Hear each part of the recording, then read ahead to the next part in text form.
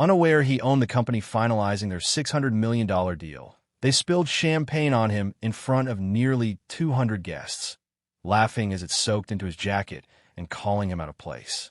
No one in that shining room knew the man they mocked was the investor behind everything they were celebrating. Phones were already recording. Whispers were spreading. And something changed in his eyes, something cold and quiet, as he turned and walked away without saying a single word. Before we go any further, we'd love for you to hit that subscribe button. Your support means the world to us and helps us bring you even more powerful stories. Now, let's begin. John stepped into the Crystal Harbor Ballroom with the easy calm of someone used to being ignored by people who believe power only belonged to the loud. The chandeliers hovered like frozen lightning above the gathering, catching every shimmer of sequin dresses and polished tuxedos.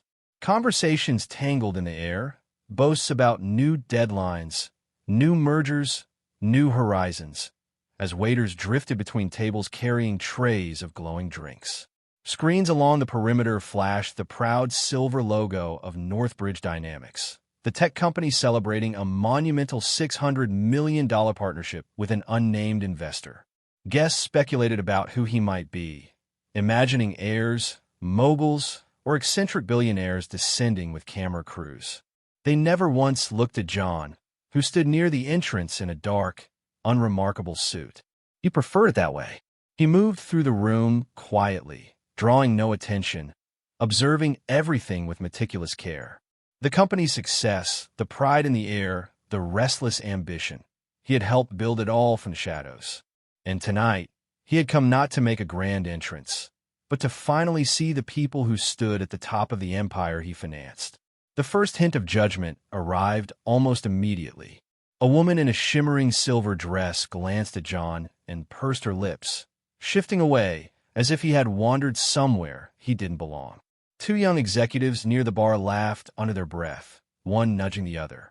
"Looks like someone snuck in," the taller one whispered, not quietly enough. John ignored them. He approached the bar, but a man in a crisp white jacket blocked him with a patronizing grin. "Hey, staff drinks are in the back," he said, patting John's shoulder as if directing a lost intern. John's expression stayed calm, his silence steady.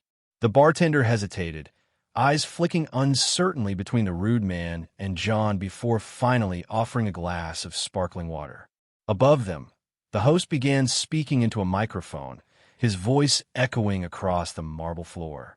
"Tonight marks a turning point for Northbridge Dynamics," he declared. "A partnership valued at $600 million. Applause thundered. Guests lifted their glasses, toasting loudly. Yet even amid the celebration, John remained a quiet shape in the corner, forgotten, underestimated, and entirely unseen for who he truly was. Then Mark appeared, tall, glowing with practiced charm, dressed in a deep navy suit meant to command attention. Cameras followed him naturally, as did admiration. Mark was the CEO, public face, charismatic leader, and self-proclaimed architect of Northbridge's rise. Beside him stood Anna, his wife, draped in a gold gown that caught every flash like burning sunlight. She surveyed the crowd with a gaze sharpened by years of social climbing. When her eyes landed on John, irritation flared instantly. She leaned into Mark's ear, whispering something that made his jaw tighten. Mark stepped down from the small stage with the swagger of someone who believed every inch of the room belonged to him. Approaching John, he forced a smile. "Excuse me," he said, tapping John's sleeve with unnecessary confidence. "You're standing in a reserved area." John met his eyes, completely unbothered. "I'm fine where I am." Mark laughed, too loudly, too performatively. "Right," he said, glancing around to make sure nearby guests noticed the interaction. Several did, some with amusement, others with thinly veiled curiosity. To them, it was entertainment. To John, it was confirmation of something he already suspected. The people running his company had no idea who stood in front of them. Anna approached next, moving with the cold precision of someone who thrived on social hierarchy. She snatched a champagne flute from a passing tray without breaking eye contact. "You seem confused," she said sweetly, but her tone carried a blade. "If you're looking for the service corridor, It's through the back. John said nothing. Silence irritated her more than any reply could. She stepped closer, the gold fabric of her gown brushing the marble. Honestly, she continued, tonight's too important for people to wander where they shouldn't. When John still didn't react, Mark took the glass from Anna's hand with a smirk. Allow me, he said loudly, performing for an audience he believed was watching. Then, with a flourish meant to humiliate, he tipped the champagne forward. The cold, sparkling liquid spilled down John's suit in a shimmering stream. Gasps burst through the room. Several guests lifted their phones instantly. Someone whispered, "Did he just do that?" Anna let out a soft, delighted laugh behind her hand. "Maybe now he understands the dress code," she murmured. John slowly wiped a drop from his jaw, eyes steady, expression unchanged, and that unbroken calm unsettled more people than anger ever could. John turned without a word. The hallway beyond the ballroom felt colder, the lights dimmer, as if the building itself had stepped out of the celebration. Champagne clung to his jacket, its faint sweetness already souring under the cool air. Behind him, the party's music swelled again, but it sounded different now. Hollower, thinner, almost brittle. His footsteps echoed as he walked farther from the glittering room, each one measured and deliberate. He hadn't come tonight to be recognized or praised. He had come to see how the people he entrusted with power behaved when they believed no one of importance was watching. And in a matter of minutes, they had shown him everything he needed to know. Mark's arrogance, Anna's cruelty, the executive's eagerness to mock, the guest's willingness to record a stranger's humiliation before understanding the story. John paused at the end of the corridor, breathing in slowly, the quiet settling around him like a mantle. In the ballroom, they celebrated their future. In the hallway, John made a silent decision. When he stepped back into that world, he wouldn't be invisible. He would be the storm they never saw coming. John stepped out into the cool night air behind the ballroom, the distant hum of the ocean rising and falling like a quiet warning. The wind carried the muffled echoes of laughter and clinking glasses from inside, sounds that felt strangely distant now, as if they belonged to a different world entirely. He ran a hand down the front of his damp jacket, feeling the sticky residue of the champagne still clinging to the fabric. For a long moment, he just stood there, staring at the faint reflection of city lights dancing across the water. There were moments in life, he knew, that revealed people with painful clarity, moments that stripped away performance and left only truth. Tonight had given him exactly that. Their arrogance, their entitlement, their casual cruelty. He had seen it all, and as the wind pressed against his face, a slow, steady anger settled in his chest. Not explosive, but sharp and controlled, like steel being drawn from its sheath. He had spent years building Northbridge from the shadows, trusting the people at the top to lead with integrity. But trust had limits, and tonight, those limits had been shattered completely. Inside the ballroom, the energy had shifted, subtly at first, then more noticeably as whispers rippled across the crowd.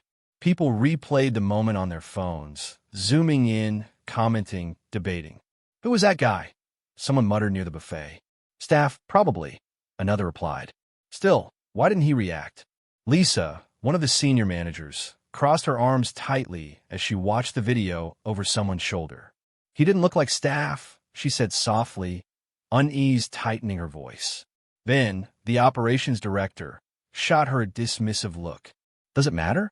Mark handled it, but something unsettled Lisa. She had seen the man's eyes, calm, focused, not the eyes of someone used to being ordered around. Near the stage, Mark basked in the leftover attention, recounting the champagne incident as if it were a joke. Anna stood beside him, pleased, smiling at every guest who approached with laughter or praise. Yet even she noticed the shifting atmosphere, the way conversations dipped as people watched the exit where the man had disappeared. The celebration suddenly felt thinner, less triumphant. Something had cracked in a room, though no one could name it. Not yet. John didn't leave the building. Instead, he walked to a quiet corner of the lobby where dim lights cast long shadows across marble floors. Pulling out his phone, He made a single call. A calm voice answered. "Mr. Cole, is everything all right?" John exhaled slowly, the fury steady but tightly contained. "Initiate the internal audit," he said. The pause on the line was brief but weighted. "Tonight?" "Yes. It begins now." Another pause. "Understood." As the call ended, John lowered his phone and sat on the edge of a bench, letting the silence settle around him. He didn't act out of spite. He acted out of clarity. For months, he'd sensed something off in the company's leadership. Small inconsistencies, carelessness hidden under polished presentations, a growing distance between the public image and the internal reality. He had ignored it, hoping the team at the top still held the vision he'd once believed in. But the champagne, the mockery, the arrogance, it wasn't about the insult. It was about what the moment revealed, the culture they had created without his oversight. A culture he could no longer tolerate. His decision was final. Action had already begun. Back in the ballroom, Sarah, the event coordinator, was the first to notice the shift in mood sweeping across the staff. Several employees were receiving notifications on their work phones, glancing at the screens with puzzled expressions. "Is something going on?" she asked a passing technician. "System audit just triggered," he whispered. "Full scale." Sarah's eyes widened. That was never done without direct authorization from someone extremely high up. She scanned the room, searching for a senior figure who might know more. Instead, she found guests still laughing, oblivious to the storm forming quietly in the background. Near the bar, Ben checked his buzzing phone and frowned. "Why would an audit launch during the gala?" he muttered. Anna glanced at him impatiently. "Ignore it. Tonight's important." But Ben didn't ignore it. His face paled slightly as he scrolled. The level of authorization attached to the audit was higher than anything he'd ever seen. Higher than Mark's, higher than the board's. Only one person had the access to initiate something like this. Someone he'd never met, never even seen. Someone known only by title, principal investor. Ben swallowed hard. Mark, someone with serious authority, is pulling strings tonight. Meanwhile, John stepped into a service elevator, the doors closing with a soft metallic thud behind him. His reflection stared back from the brushed steel walls. Damp jacket, quiet expression, unwavering eyes. He wasn't thinking about revenge. He was thinking about correction. Leadership required accountability. Power required responsibility. And what he'd witnessed tonight proved that the people running his company had neither. As the elevator rose, he adjusted his jacket, brushing away the last traces of the champagne that had started it all. Floor by floor, the music from the ballroom faded into silence, replaced by the low hum of machinery and distant hallway lights.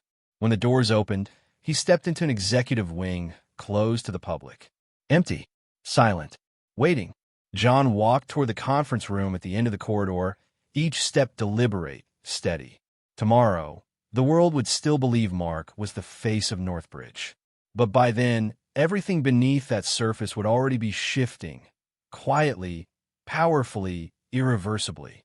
John paused at the doorway, looking out over the glass city skyline, shimmering in the distance. "They wanted to show me my place," he murmured to the empty room. "Now I'll show them theirs." Morning broke hard over the city, the kind of pale, exhausted sunrise that looked as if it had been dragged into the sky instead of lifted. Mark hadn't slept. Neither had Anna. Their phones had exploded with alerts long before dawn. Emails flagged urgent, calls from board members, partners, attorneys. Now, sitting at their kitchen table with untouched coffee cooling between them, they stared at the breaking headlines flashing across the screen. Northbridge launches emergency internal review. Contract signing postponed. Investor intervention raises questions. Mark ran a shaking hand through his hair. This doesn't make sense. Who has that level of authority? Anna hugged her arms around herself. Someone above you. The words stung deeper than she expected. She replayed the champagne incident in her head again and again, suddenly sick to her stomach. Mark, that man, the one you pour champagne on. Who was he? Mark snapped. He was nobody. He didn't belong in VIP. He shouldn't have been there. But even he didn't sound convinced anymore. The certainty he'd worn so confidently last night had evaporated. In its place was dread, quiet, suffocating, tightening around his throat. Something was wrong, terribly wrong. The office was chaos. Ben arrived to find employees clustered in tense groups, whispers cutting through the hallway like sharp wind. Audit teams were already pouring through high-level files, pulling transaction logs, reviewing proposals, cross-checking statements. HR had been instructed to pause all executive privileges. Someone murmured, "This came straight from the highest authorization level." Another whispered, "This is a takeover. It has to be." Ben hurried toward the executive suite. But when he reached Mark's office, he found a security guard standing at the door. "Restricted," the guard said. Ben blinked. "Restricted from who?" The guard answered calmly, "From everyone." Inside the conference room, board members gathered in strained silence. Some paced. Others glared at their tablets. Every single one of them looked rattled. Finally, one woman spoke, her voice tight. "The investor has intervened." Directly. Heads lifted. "The investor," someone echoed. "He never shows up. He never interferes." The woman exhaled shakily. "He did last night." Silence thickened the air. Ben felt his stomach drop. Last night, a man no one recognized. A man who walked out like he owned the place. A man who didn't flinch when champagne hit his suit. It couldn't be, could it?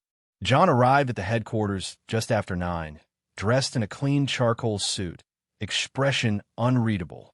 The lobby froze the moment he stepped inside. Some employees whispered. Others straightened nervously without realizing why. They didn't know his name, but they felt something, the quiet authority in his stride, the calm in his eyes. Sarah, carrying a stack of folders, nearly dropped them when she saw him. "Sir, can I help you?" He gave a polite nod. "Yes. Please inform the board I'm here." She blinked. That was not a request people made casually. Without questioning, she hurried off. John walked slowly through the lobby, his steps soft against the polished floor. He passed a display showing Northbridge's timeline, from its founding to its rise to a multi-billion-dollar corporation. He remembered designing that trajectory in silence, choosing to remain the invisible backbone behind it all. But invisibility had a cost. It allowed rot to grow in the spaces he wasn't watching. A glass door slid open as he approached the executive wing. The board was already assembled, tension thick enough to choke. Conversations halted, eyes widened, chairs straightened. Recognition dawned, not from familiarity, but from the unmistakable weight of power. John entered without hesitation. Mark and Anna arrived moments later, breathless, pale, and visibly unraveling. The boardroom fell into a hush as they slipped in. Mark froze when he saw John seated at the head of the table. Anna's breath caught in her chest. It was him, the man they had laughed at, mocked, humiliated, the man they'd treated like an inconvenience instead of a human being. Mark's voice cracked. What are you doing here?" John didn't raise his voice. He didn't have to. "Sitting," he replied calmly. "In my seat." Confusion rippled across the room until a senior board member stood and addressed everyone with a trembling voice. "For those unaware, this is John Cole, principal investor, majority owner, founder." The floor seemed to drop out beneath Mark. Anna's knees nearly gave way. Ben closed his eyes, whispering, "I knew it." John looked at them, his expression steady, almost disappointingly calm. "Last night wasn't about champagne," he said. "It was about character, and character is what determines the future of this company." Mark struggled to breathe. We didn't know who you were." John's gaze didn't soften. "You shouldn't need to know someone's title to treat them with dignity." What followed was not explosive. It was quiet, measured, devastating. John outlined every failure he had uncovered. Financial sloppiness, mismanaged partnerships, inflated reports, a culture that rewarded power and punished humility. The board listened, shaken, as each truth landed like a stone dropped into still water. When he finished, he stood, buttoning his jacket. Effective immediately, he said, "Mark Jensen is removed from his position as CEO." The words fell with the weight of a gavel. Anna reached for Mark's arm, but he was too stunned to move. His career, his reputation, his entire identity collapsed in a single sentence. Security entered quietly, not aggressively, just firmly. Mark swallowed hard. Is there anything I can say? John paused at the doorway. Yes. Mark waited, desperate. John's voice was soft but unshakable. Walk carefully. The world is smaller than you think. With that, he stepped out, leaving the boardroom in stunned silence. Outside, the sky had fully brightened, the sunlight sharp and new. John exhaled slowly, feeling the weight of the night finally slip from his shoulders. Northbridge would rebuild, better, stronger, cleaner. As for Mark, Anna, and those who had mocked a stranger, their downfall had been simple. They forgot respect, and respect always has a cost. Before you go, if stories like this hit you, stories where power flips, masks fall, and justice lands clean, make sure you hit that subscribe button. Your support helps us keep bringing you deeper, sharper, and more gripping stories just like this one. Stay locked in. More is coming.